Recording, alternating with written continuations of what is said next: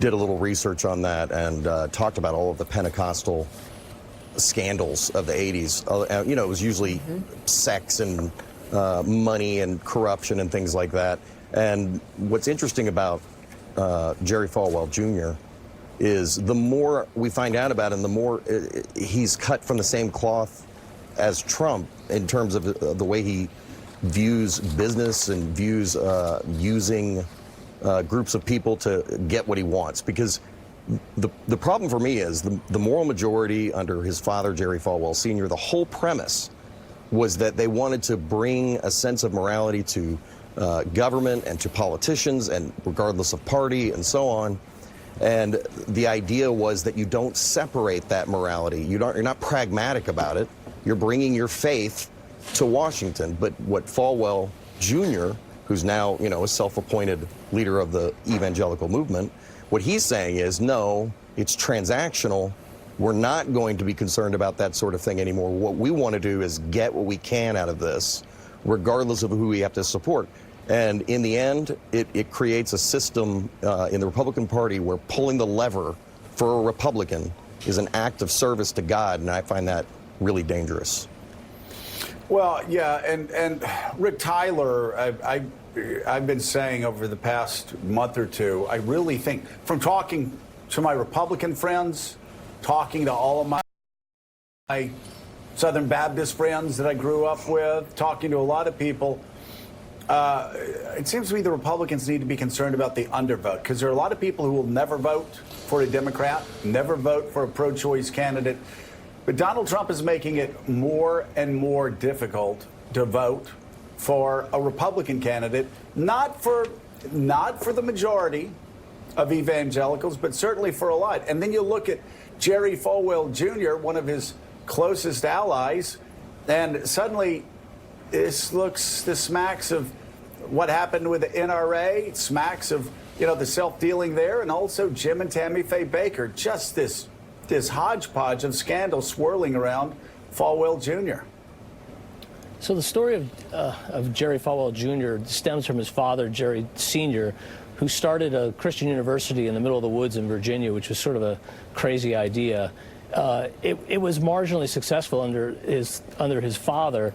And to defend Jerry a little bit, Jerry Jr., it went from having no endowment to being worth about $210 million to being worth about $3 billion. But it's what's interesting is really it's the story of Cain and Abel, right? So Cain got the university and Abel got the church. That would be Jonathan, his brother, got Thomas Road Baptist Church. But Jerry Sr.'s vision of the church, just as Ben was outlining, was to bring moral a compass to the political world. That is not what Liberty University under Jerry Jr. Is doing. It's been described as by one of the senior, that was reported by one of the senior officials at Liberty, is the university is really a hedge fund. It's a real estate hedge fund. Now, this would be, look, a lot of universities do what Liberty University is doing. They invest in a lot of companies. They have a return. But the line between a 501c3, which university is, and where the Falwell's finances and their friends' finances is really being blurred. And if they were a private, for-profit company, they could do a lot of these things. But there's been polling manipulation that has happened during the last campaign to bring up Trump's numbers. They manipulated a CNBC poll to make Trump look like he was a great businessman. That was done in the run-up to the campaign. That was done by the chief, John Gager, who is the chief IT person at Liberty University, who separately owns a polling company, which seems very inappropriate for a 501c3 to have this. Those business relationships between Jerry Falwell Jr. and a lot of his friends really blur the line of where should be a fiduciary responsibility for a 501c3. They are using the money, and the board has just been, the board of trustees is absent. But let me just one final point. What I read in the article is a lot of people would not go on the record at Liberty University, and they say they're scared, and that really disturbed me because as Christians, as you know, Joe, we're not supposed to be scared. We're not supposed to be afraid. We're supposed to stand up to corruption and at the cost of our own to sacrifice ourselves, and that's not being done, and that is parallel to Donald Trump and the Republican Party. Yeah. Ben, I'm curious what you're hearing from evangelicals that you spoke to for your book about their thoughts on modern Christianity and Donald Trump. I also grew up in the Southern Baptist Church, and there's always been plenty of hypocrisy to go around. And one of my favorite jokes is that if you go fishing, you take a Baptist and a Methodist, so all your beer won't get taken from if you had a Baptist alone or if you had a Methodist alone. But what are you hearing from evangelicals reconciling Trump's behavior and their personal beliefs in this era? Well, it's kind of all based on, well, there's two things really. There's fear of loss, fear of losing, fear of, their Christian values being maligned or them being isolated and pushed out of the culture.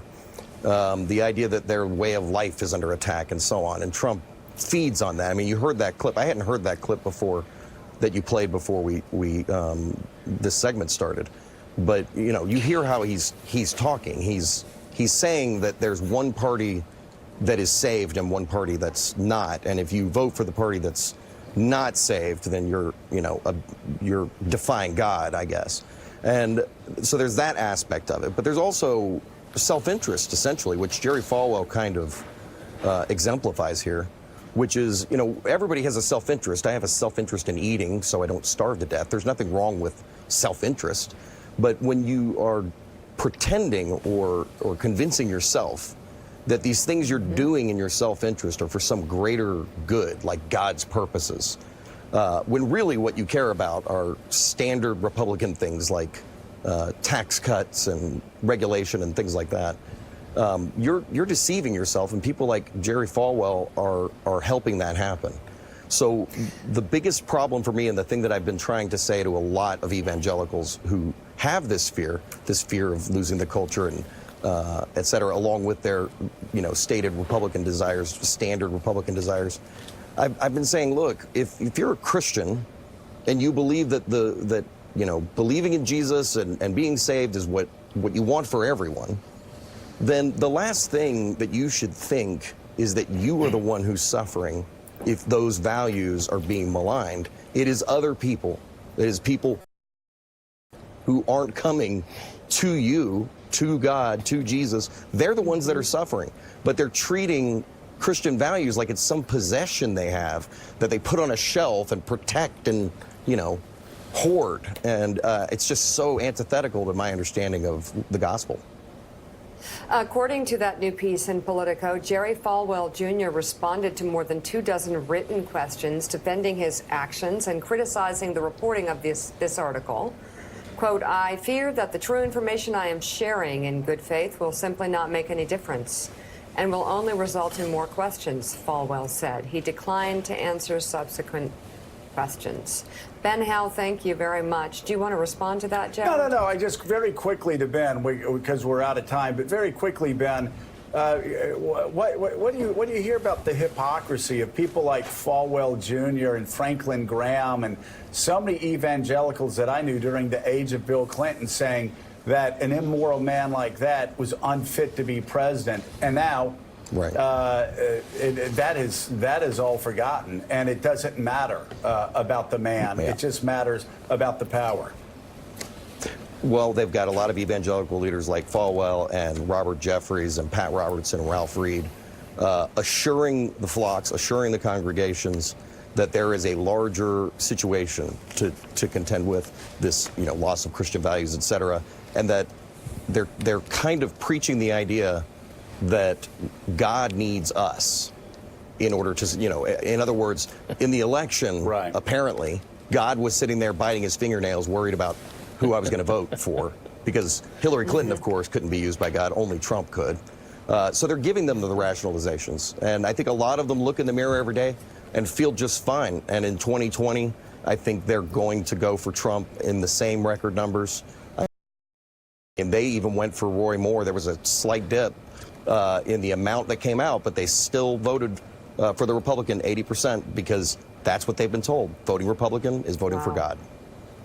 The book is The Immoral Majority: Why Evangelicals Chose Political Power